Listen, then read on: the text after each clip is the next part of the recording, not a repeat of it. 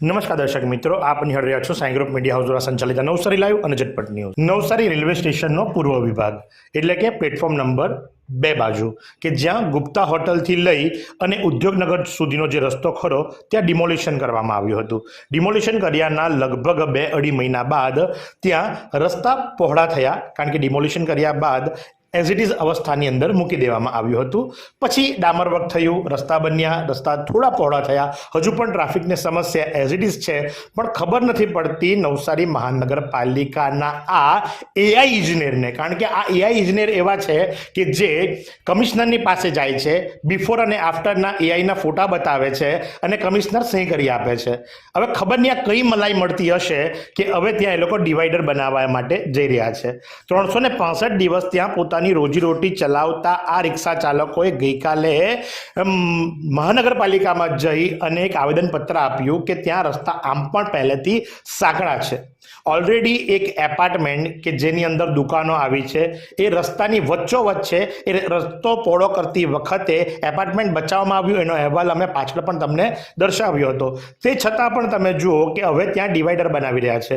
તમે જાણો છો કે ત્યાંથી પશુઓ આવજાવ કરે છે। માલધારી સમાજના લોકોના પાળેલા પશુઓ જ્યારે ત્યાંથી નીકળે છે ત્યારે એક સાયકલ કાઢવી પણ મુશ્કેલ પડી જાય છે।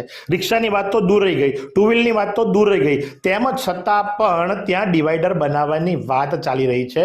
અરે 108 ત્યાંથી કાઢવી હોય તો કઈ રીતે કાઢી શકાય તે તમે વિચાર કરો। ચાલો કોઈ ઇમરજન્સી આવી, ત્યાં બંબો લઈ જવો હોય તો કઈ રીતે લઈ જઈ શકશો, એક વિચાર કરો।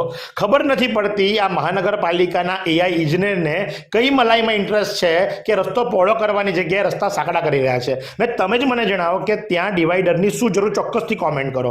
રિક્ષા ચાલકોએ જ્યારે આવેદનપત્ર આપ્યું ત્યારે રિક્ષા ચાલકોની શું માંગ હતી, ચાલો આપણે સાંભળીએ। હાલમાં નવસારી નગરપાલિકા એમણે જે ડિવાઈડર બનાવવાનું કામ ચાલુ કર્યું છે તેના માટે અમે તમામ રિક્ષાવાળા ભાઈઓએ અમારી રોજીરોટી આજે ખોવાવાની છે।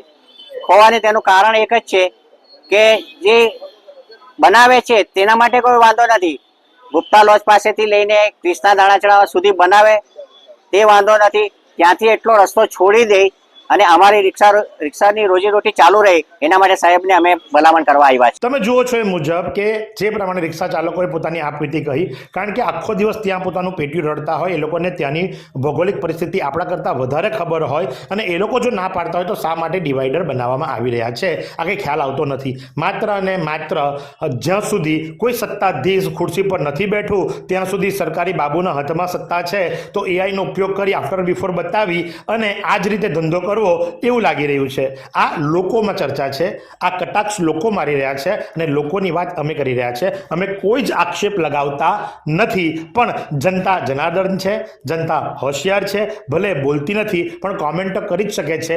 એટલી કોમેન્ટ કરો કે જે પ્રમાણે રસ્તાની કામગીરી વખતે કોમેન્ટ થઈ હતી તે પ્રમાણે આમાં પણ કોમેન્ટ થાય અને રોજિંદા મુસાફરો પણ જાગે અને આ વિષય પર કંઈક બોલે એવી આશા સહ આજ પ્રમાણે આવા અવનવા સમાચારો માટે આપ નિહાળતા રહો નવસારી લાઈવ અને ઝટપટ ન્યૂઝ।